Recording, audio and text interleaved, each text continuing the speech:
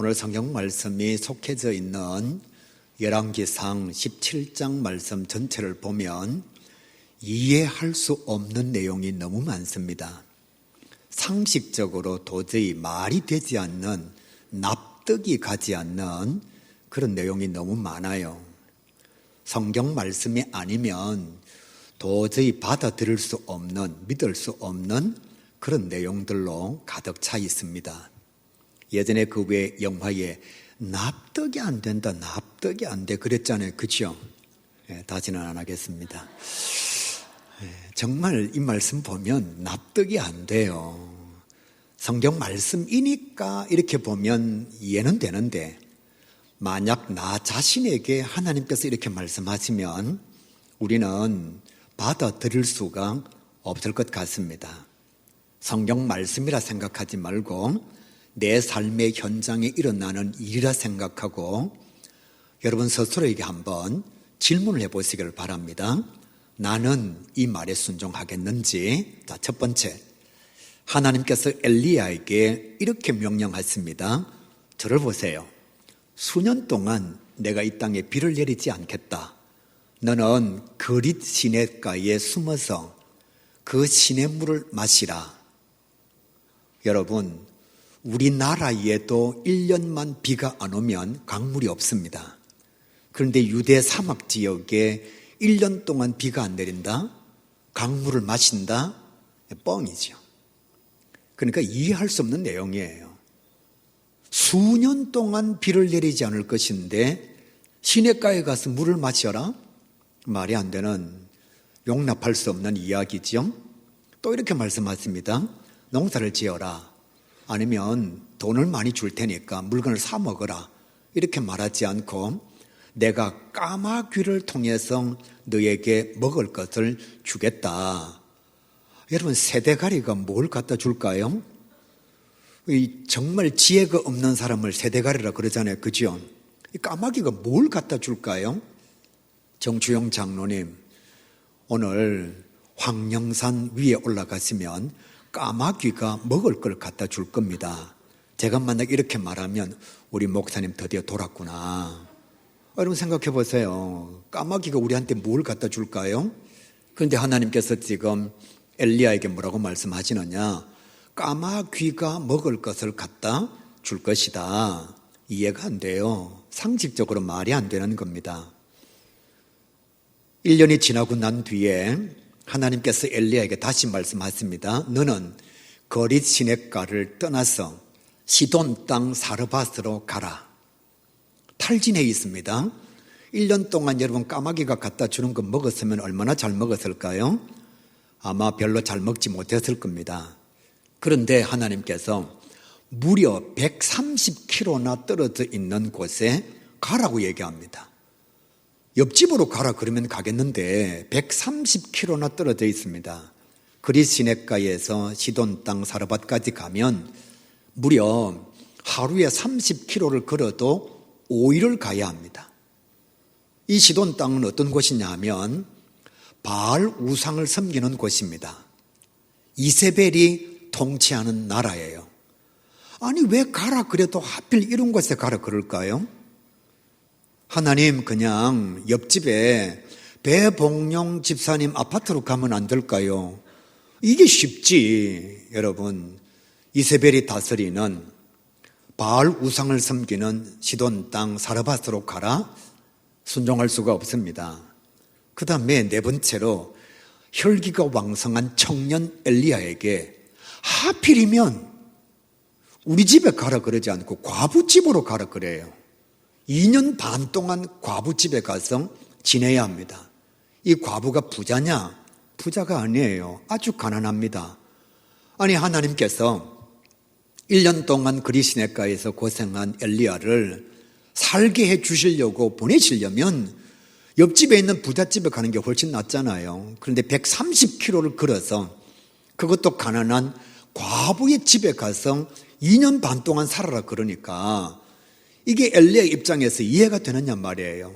엘리야는 혈기가 왕성한 청년인데 여기까지만 해도 이해가 안 돼요. 상식적으로 받아들일 수가 없습니다.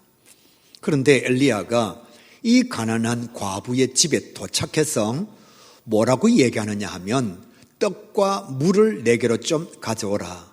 나로 하여금 먹게 하라. 그러니까 사르밧 과부가 이렇게 말합니다. 이제 내 아들과 함께 마지막으로 음식을 해 먹고 죽으려고 우리가 가지고 있는 양식은 가루 한 움큼과 기름 조금밖에 없습니다. 적어도 하나님의 사람, 목사 정도 된다면 집사님 미안. 양식이 그거밖에 없어요. 미안해요. 내가 너무 몰랐어요. 내가 배가 고프다가 보니까 헛것이 보이는가 봅니다. 취소할게요. 집사님 잡수세요. 이래야 되잖아요. 그런데 엘리야가 뭐라고 얘기하죠? 쓸데없는 소리 하지 말고 가져오라고. 뭐라고 말했느냐 하면 이거 이제 아들과 함께 마지막으로 음식을 만들어 먹고 우리 죽을 겁니다. 계속 흉년이 되어서 먹을 것이 없습니다. 그러니까 우리 아들과 나로 하여금 먹고 죽게 해 주십시오. 이런 말인데 엘리야가 뭐라고 얘기하느냐? 쓸데없는 소리 하지 말고 빨리 떡 만들어서 가져오라고. 그리고 나한테 더 얄미운 얘기합니다. 네가 만약 나를 대접하면 다시 비가 올 때까지 하나님께서 이 집에 가루와 물이 그리고 기름이 마르지 않게 하실 거다. 뻥 치고 있다, 그죠? 여러분, 거지 나부랭이가 와서 뭐라고 얘기하느냐 하면 나한테 밥 한 끼 대접하면 이 가뭄이 지나갈 때까지 너네 집에 음식이 끊어지지 않을 거야. 하나님께서 복 주실 거야. 진짜 그러면 지가 하나님한테 복 받지. 뭐 한다고 이 집에 양식도 없는데 와가지고 달라 그래요. 그 정도 능력이 있으면 하나님 저에게 과부 집에 보내지 말고 저에게 빵을 주십시오. 비가 다시 올 때까지 떡을 주십시오. 이러면 간단하잖아요. 근데 엘리야가 지금 뭐라고 얘기하느냐 하면 네가 나를 대접하면 하나님께서 복을 주실 것인데 비가 다시 올 때까지 이 집에 가루와 기름이 마르지 아니할 거야. 그렇게 말씀하는 거예요. 진짜 여러분 상식적으로 생각해도 거지가 할 말은 아닌 것 같습니다. 그 다음에 사르밧 과부도 한번 보십시오. 아들이 죽었습니다. 여러분 상식적으로 아들이 죽으면 어떻게 해야 되죠? 장사를 지내야죠. 그것도 모릅니까? 다시 한번 묻습니다. 사람이 죽으면 어떻게 해야 되죠? 장사를 지내야죠. 그런데 지금 상식적으로 사람이 죽었는데 과부가 엘리야에게 와서 뭐라고 얘기하느냐? 당신이 여기 안 왔으면 우리 아들이 안 죽었을 건데 아들이 당신 때문에 죽었다고 빨리 살려내라고 말씀을 아무리 봐도 죄송합니다. 하나님도 그렇고 엘리야도 그렇고 사르밧 과부도 그렇고 모두가 다 제정신이 아닙니다. 상식적으로 맞는 말을 하는 사람이 한 사람도 없습니다. 그런데 사랑하는 성도 여러분, 성경에 보면 우리의 상식으로는 이해할 수 없는 순종의 요구가 정말 많습니다. 납득이 되지 않는 하나님의 요구가 정말 많은 거예요. 어느 날 노아에게 하나님께서 이렇게 말씀하셨습니다. 방주를 만들어라. 하늘이 멀건는데 그것도 뭐라고 말씀하시느냐? 산 꼭대기에 가서 방주를 만들어라. 고개 끄덕끄덕 안 하시는 분들은 이해가 되는 모양이죠. 여러분 배를 부둣가에서 만듭니까? 황령산 산 꼭대기에서 만듭니까? 그런데 지금 하나님께서 노아에게 산 꼭대기에서 방주를 만들어라. 여러분 같으면 아멘 이럴까요? 그게 안 되는 거예요. 아브라함에게 찾아와서 이렇게 말씀합니다. 너의 고향 본토 친척 아비 집을 떠나라. 박정 집사님 오늘 예배 끝나고도 서울로 이사 가십시오. 우리 목사님 드디어 맛 갔다. 여러분 그게 정상이잖아요. 그게 정상이잖아요. 자기 고향에서 잘 살고 있는 사람한테 어느 날 찾아와서 하나님께서 이렇게 말씀하십니다. 너의 고향을 떠나라. 그래도 여기까지는 이해가 돼요. 하나님께서 약속하신 약속의 자녀 이삭을 내게 번제로 바쳐라. 저는 살짝 이해가 되었습니다. 만약 하나님께서 남규야 너의 손주를 바쳐라 이러면 저는 못 바칠 것 같습니다. 아들은 한번 생각해 보겠는데 하나님께서 아브라함에게 뭐라고 말씀하시느냐? 너의 독자 이삭을 내게 바쳐라. 어떻게 바칠 수가 있나요? 아버지가 살인자가 되는 건데 무슨 이런 말씀을 하시는가? 그게 정상이잖아요. 예수님께서 베드로를 찾아오셔서 이렇게 말씀하십니다. 물 위로 걸어오너라. 정신 나갔죠. 여러분, 베드로는 사람입니다. 사람이 물 위로 걸을 수 있는 방법이 있어요? 없습니다. 딱 한 가지 있습니다. 오른발 빠지기 전에 왼발 올리고 왼발 빠지기 전에 오른발 올리고, 그러면 물 위에 계속 걸을 수가 있겠죠. 그러나 정상적인 사람은 불가능합니다. 근데 예수님께서 뭐라고 말씀하시느냐? 물 위로 걸어오너라. 예수님께서 말씀을 전하시다가 해가 저물었을 때에 제자들에게 이렇게 말씀하지요.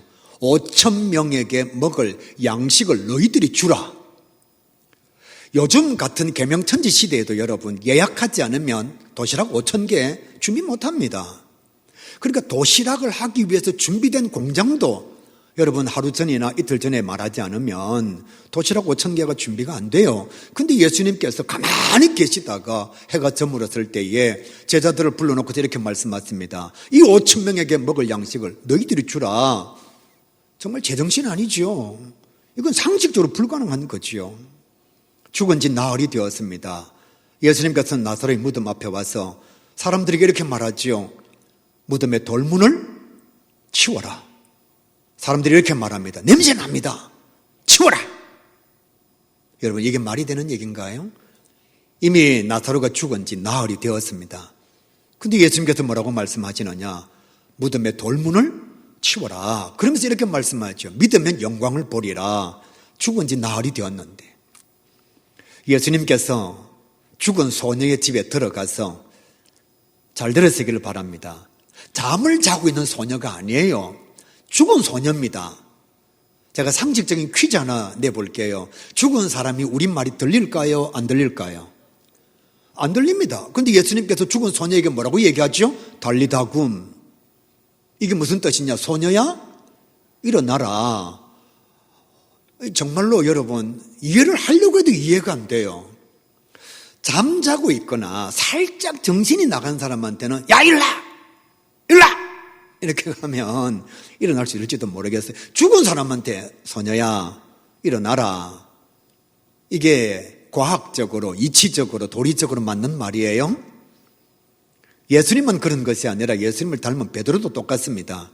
성전 미문에 앉은 38년 된 병자에게 이렇게 말합니다. 일어나 걸어라. 우리는 기부수 한 달만 해가지고 나중에 풀어도 안 펴져가지고 제대로 사용을 못하는데, 여러분 38년 동안 앉아있으면 뼈가 굳어버립니다. 근육이 말 듣지 않습니다. 그런 병자에게 베드로가 뭐라고 얘기하느냐? 일어나 걸어. 제가 만약에 병자 같았으면 그냥 이런 게 있어. 돈이나 주고 들어가지. 돈 주고 들어가. 그냥 쓸데없는 소리 하지 말고. 내가 뭐 일어나기 싫어서 안 일어난 줄 아느냐고. 그러니까 여러분, 이게 이치적으로 맞느냐 말이에요. 제가 말씀을 준비하면서 아무리 봐도 이치적으로 말이 안 돼요. 날 때부터 소경된 자가 있습니다. 바디메오요. 보이지 않습니다. 예수님께서 그를 찾아봐서 침을 뱉어가지고 진흙을 이어가지고 눈에 바르고 난 뒤에 이렇게 말합니다. 실로암에 가서 씻어라. 얼마나 성질 날까요, 여러분? 지금 보이지 않는 분에게 제가 만약에 진흙을 이겨가지고 그 사람 눈에 바르고 저 앞에 가서 관리집사님 물 주거든 씻으십시오 이러면 진짜 침이라도 뱉고 싶지 않겠어요? 말도 되지 않는 이야기들입니다. 이런 것들이 성경에 너무너무 많아요. 오늘 성경 말씀도 마찬가지고 제가 열거한 내용들도 마찬가지고. 그런데 더 놀라운 것은 우리는 상식이 안 맞는데, 순종할 수 없는 순종의 요구인데, 납득할 수 없는 명령인데 하나님의 사람들은 이 말에 다 순종하는 거예요. 엘리야는 그리 시냇가로 가서 숨었습니다. 사르밧 과부의 집으로 가서 지냈습니다. 뿐만 아니라 사르밧 과부는 먹고 죽을 마지막 양식을 거지 같은 엘리야에게 대접을 했습니다. 엘리야는 과부의 아들을 살리기 위해서 그 아이를 안고 침상에 누이고 간절하게 하나님 앞에 기도를 드렸습니다. 만약 우리 교회 성도 가운데 죽은 사람이 있는데, 목사님 우리 엄마 아빠를 위해서 기도 좀 해주세요. 집사님 정신 차리십시오. 돌아가셨습니다. 현실을 인정하십시오. 이게 이성적이고 논리적이잖아요. 그런데 사르밧 과부의 자녀가 죽었을 때에 살려달라고 막 간청하니까 엘리야는 또 그 말에 대해서 순종을 해요. 말도 되지 않는 요구 앞에서 아이를 안고 침상에 누이고 하나님 앞에 간절하게 기도를 드립니다. 노아는 산 꼭대기에 올라가서 멀건 하늘을 쳐다보면서 방주를 만듭니다.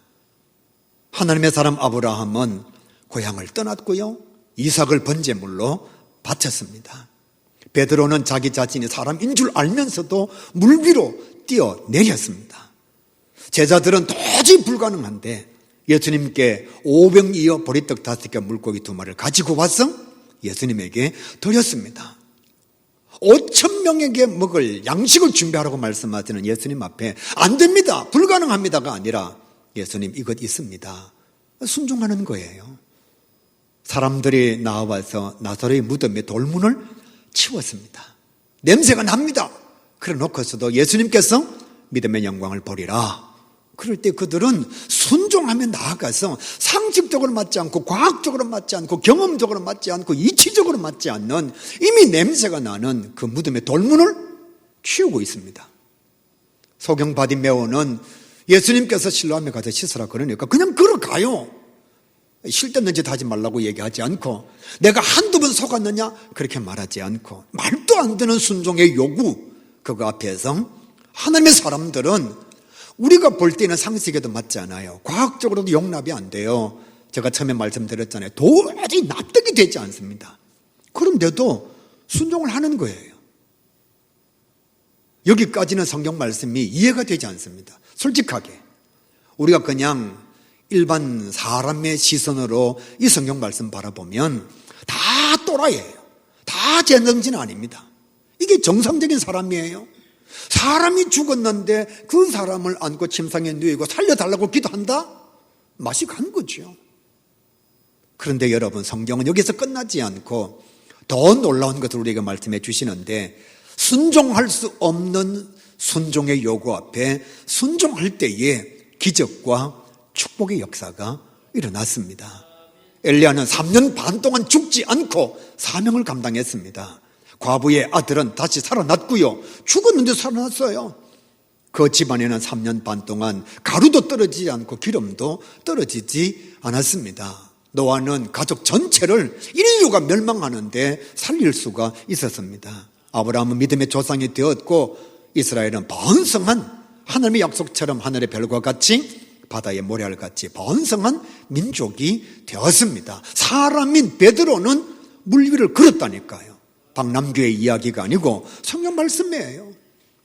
여자아이의 도시락 하나를 예수님께 드리니까 5,000명이 배불리 먹었고 12광주리가 남았습니다. 나사로는 살아났고요, 38년 된 병자는 걷게 되었고, 소경 바디메오는 볼 수 있게 되었습니다. 제가 말씀을 준비하면서 어떻게 이것을 이해할 수 있을까 한번 생각을 해봤어요. 이런 생각이 찾아왔습니다. 내가 회사를 다니는데 사장이 나에게 무엇을 지시를 합니다. 근데 내가 아무리 생각해봐도 일상적으로는 감당할 수 없는 부탁이에요. 회사에 직원이 여러 명 있는데 어떤 직원은 마땅히 해야 될 것도 하지 않는 직원, 어떤 직원은 자기 자신에게 이익이 될 때에만 움직이는 직원, 어떤 직원은 당연히 순종해야 될 것은 순종하는 직원, 마지막 직원은 도저히 순종할 수 없는 상황인데, 이건 너무너무 어려운 프로젝트인데 순종하는 직원. 만약에 여러분 이런 직원이 있다면, 제가 만약에 4번째 직원이라면 그 일들이 이루어졌을 때에 사장이 가만히 있겠냐는 겁니다. 보너스를 줘도 줄 것이고 승진을 시켜줄 것도 제일 먼저 아마 승진을 시킬 것입니다. 오늘 성경 말씀 보시면 이해가 되지 않아요. 제가 열거한 사람들도 도저히 납득이 되지 않습니다. 그런데 이들이, 보통 사람은 자기에게 이익이 될 때 순종하고, 순종할 것만 순종하고, 순종해야 할 것도 불순종하는데, 이 사람들은 순종할 수 없는 것에 순종한 거예요. 누차 말씀드렸습니다. 이해가 되지 않아요. 상식적으로 맞지 않아요. 논리적으로 맞지 않아요. 사람이라면 이거 안 됩니다라고 말해야 됩니다. 그런데 그들이 이 하나님의 말씀에 순종하니까 하나님께서 그들에게 놀라운 기적의 역사를 베풀어 주신 거예요.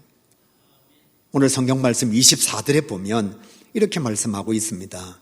여인이 엘리야에게 이르되 내가 이제야 당신은 하나님의 사람이시요 당신의 입에 있는 여호와의 말씀이 진실한 줄 아노라 하니라. 말도 안 되는 일에 순종하고 나니까 놀라운 역사가 나타났는데 그 놀라운 역사가 무엇인가 하면 하나님께서 이 세 사람을 축복해 주셨습니다. 3년 반 동안 엘리야는 죽지 않았어요. 수년 동안 비가 내리지 않았는데 이 과부의 집에는 먹을 것이 떨어지지 않았습니다. 죽었던 자녀가 살아났어요. 하나님께서 순종하는 이 자녀, 이 하나님의 사람 세 사람에게 놀라운 은총을 허락해 주셨다는 거지요. 그것만이 아니라 사르밧 과부가 엘리야를 하나님의 사람으로 인정하게 됩니다. 순종할 수 없는 요구 앞에 순종 역사를 감당할 때 하나님께서 복을 주시니까 하나님을 잘 알지 못하는 사람들이 우리를 하나님의 사람으로 인정하게 된다는 거예요. 그것만이 아니라 불가능한 순종을 감당할 때 하나님께서 영광을 받으셨다는 것입니다. 사랑하는 성도 여러분, 여러분의 순종의 단계는 어디에 이르고 있습니까? 제가 처음에 사장님 얘기를 한 것처럼 마땅히 순종해야 할 것도 순종하지 않는 불순종의 직원입니까? 아니면 철저하게 계산해보고 나에게 이익이 되는 경우에만 순종하는 그런 직원입니까? 직원으로서 마땅히 감당해야 될 정상적인 상식적인 순종의 요구 앞에 순종하는 직원입니까? 아니면 그 누구에게도 부탁할 수 없는 사당의 절박한 일을 특별히 부탁할 수 있는 도저히 수용할 수 없는 순종의 요구 앞에 순종하는 그런 특별한 직원의 모습을 가지고 있습니까? 오늘 성경은 우리에게 분명히 이렇게 말씀하지요. 하나님께서 순종할 수 없는 순종의 요구를 하실 때에는 그 순종의 역사가 이루어졌을 때에 상상할 수 없는 기적과 축복이 예비되어져 있다. 그렇게 말씀하고 있습니다. 마음이 조금 아프겠지만 제가 이 말씀을 역설적으로 한번 말씀을 드려보겠습니다. 나는 왜 그러면 하나님의 기적과 은총과 축복을 경험하지 못할까? 어쩌면 세 번째까지의 직원의 모습을 내가 가지고 있는 것은 아닌가? 마땅히 순종해야 할 것에 순종하지 않고 딱 계산을 해보고 이익이 될 때에만 순종하니까 그 이익만큼만 나에게 주어지고 모든 사람들이 순종하는 그 역사에만 순종하니까 모든 사람들이 받는 그 정도의 축복만 내가 받는 것은 아닌가?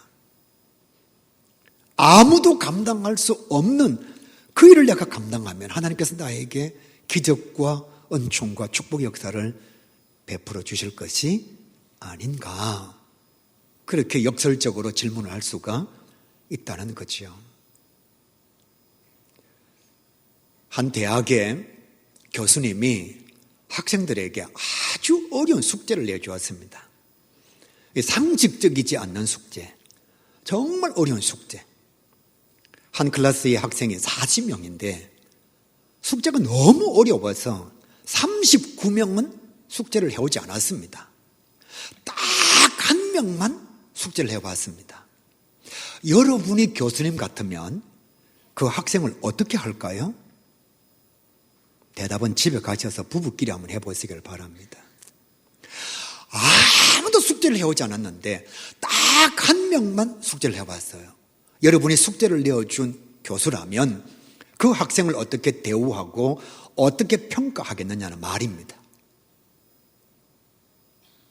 유일하게 숙제해온 학생이 접니다. 아무도 숙제를 안 했어요. 숙제가 너무 어려웠어요. 유일하게 저만 해봤습니다. 아주 좋은 교회에 자기 친구가 목회하고 있는 큰 교회에 그 교수님이 저를 교육자로 소개해 주신 거예요. 사랑하는 성도 여러분, 때때로 우리는 이해할 수 없는 요구를 하나님께서 하실 때가 있습니다. 새벽기도 나오는 것 어렵습니다. 정말 어려워요. 잠을 자지 않고 새벽기도 나오는 것 결코 쉽지가 않습니다. 나도 교회 다니는 게 힘드는데 누군가의 마음을 바꾸어서 전도한다는 게 얼마나 어렵겠어요. 내 생업의 일도 바쁜데 교회 와서 봉사하고 헌신한다는 것 결코 쉽지가 않습니다. 뿐만 아니라 교회에 문제가 많고 어려움이 많은 사람을 돌보는 교사와 구역장이 되라고 얘기하면 모두가 다 피하고 싶습니다. 그런데 성도 여러분, 하나님은 성경을 통해서 우리에게 이렇게 말씀하시는 거예요. 누구나가 순종할 수 있는 순종이라면 하나님께서 무슨 특별한 은총을 허락해 주시겠느냐. 순종할 수 없는 순종의 요구 앞에 순종할 때에 아무도 나아가지 않는 전쟁터에 나가서 공을 세울 때에 나라에서 훈장을 주는 것 아니냐. 하나님께서 우리에게 지금 말씀하시고 계신 거예요. 제가 성시화 사역을 하고 있고 연합사역을 감당하고 있습니다. 하다가 보면 지칠 때도 있고 힘들 때도 있고 정말로 포기하고 싶을 때도 있습니다. 바깥에 나가서 열심히 일을 하고 교회 들어오면 교회 일이 사라지는 게 아닙니다. 교회 와서 다시 또 제가 해야 될 일을 다 해야 됩니다. 새벽같이 일어나야 되고 밤 10시같이 일을 해야 되고요. 회의를 하고 돌아오면 때때로는 교회 일이 밀려 있어서 정말 시간을 쪼개야 될 때도 있습니다. 성도들 가운데는 우리 목사님 너무 바쁘다라고 말하는 사람들도 있고 감투조하시나 오해하시는 분들도 있을 수가 있습니다. 내년에 9월 8일 우리가 해운대 백사장에서 함께 모여 성령 대집회를 감당할 꿈을 꾸고 있습니다. 전체 들어가는 예산이 22억입니다. 일반 경상 예산이 7억이고 행사 예산이 15억이에요. 모아야 합니다. 저는 우리 교회에서도 누구에게 돈을 달라고 하는 게 정말 어렵습니다. 나를 좀 도와달라고 말하는 것도 정말 어렵습니다. 큰 교회 가서 부탁을 합니다. 내년에 행사를 해야 되니까 도네이션 기부를 하시길 바랍니다. 선교 헌금을 좀 하시길 바랍니다. 어떤 때는요, 나오면서 이런 생각이 들 때가 있습니다. 내 쓰려고 하는 돈도 아닌데 내가 왜 이렇게 비굴하게 부탁을 해야 되지? 또 내 앞에 앉아있는 사람 마치 꼭 대단한 선의를 베푸는 것처럼 냉정하게 얘기하면 저는 이제 5년에서 6년 정도 목회하면 목회가 끝이에요. 저는 우리 교회 성도들만으로도 충분히 사명 감당할 수 있습니다. 힘들고 어려우면서도 왜 연합사역을 감당하느냐? 그리스도인의 숫자가 줄어들면 우리 다음 세대가 예수 믿는 게 너무너무 힘드니까 하나님께서 부산 교계를 살려라고 하시는 하나님의 음성을 들려주시니까 순종할 수 없는 요구 앞에서 순종하는 거예요. 여러분, 그 일 한다고 우리 교회 일이 줄어드나요? 결코 그렇지가 않습니다. 설교의 양이 줄어드나요? 그렇지가 않아요. 거기 가서 도네이션을 받고 후원금을 받는다고 그 돈이 단돈 10원이라도 저에게 오거나 우리 교회 오나요? 아닙니다. 오히려 사람을 모으면 제가 대접해야 되고 섬겨야 되는 거예요. 그럼에도 불구하고 왜 놓을 수가 없느냐? 엘리야에게 하나님의 음성이 들리는 것처럼 저에게도 하나님의 음성이 들리니까 연합사역을 감당하라고 하는, 왜 우리가 하나님 앞에 헌신하지 않고 순종하지 않느냐? 두 가지예요. 감당하기 싫어서, 또 하나는 하나님의 음성이 들리지 않으니까. 하나님께서 엘리야에게 이렇게 말씀하십니다. 그리 시냇가로 가서 숨어서 시냇물을 먹어라. 이 음성이 들리지 않으면 엘리야는 그리 시냇가로 가지 않습니다. 사르밧으로 가서 거기서 지내라. 이 하나님의 음성이 들리지 않으면 엘리야는 사르밧으로 갈 이유가 없어요. 예수님께서 베드로에게 이렇게 말씀하십니다. 물 위로 걸어라. 파도 소리 때문에 예수님의 음성이 베드로의 귀에 들리지 않으면 베드로를 뛰어내리지 않습니다. 왜 교회에 수많은 일꾼들이 있고 수많은 사명자들이 있음에도 불구하고 순종할 수 없는 순종의 요구 앞에 순종하지 않느냐? 안 들리니까요. 똑같이 설교를 들어도 이 하나님의 음성이 귀에 들리지 않으니까요. 들려서 순종할 때에 우리 하나님께서 축복하시는데, 여러분, 노아만 축복한 것이 아닙니다. 노아의 가족이 다 살았습니다. 우리 가족이 살려면 내가 순종할 수 없는 요구 앞에 순종하는 자가 되어야죠. 아브라함의 순종으로 말미암아 이스라엘 민족은 위대한 민족이 될 수가 있었습니다. 베드로의 순종으로 말미암아 이방인들에게 복음이 전해졌습니다. 한 사람의 순종으로 말미암아 공동체가 복을 받는 거예요. 사랑하는 가요교회 성도 여러분, 주님께서 여러분에게 순종할 수 없는 순종을 요구하실 때 이렇게 기억합시다. 내게 들려주시는 주의 음성이라. 이 사명에 순종하면 놀라운 기적과 위대한 축복의 역사가 주어진다는 사실을 꼭 기억하셔서 하나님의 요구와 하나님의 부르심에 아멘으로 응답하는 저와 여러분이 꼭 될 수 있기를 우리 주님의 이름으로 간절히 축복합니다.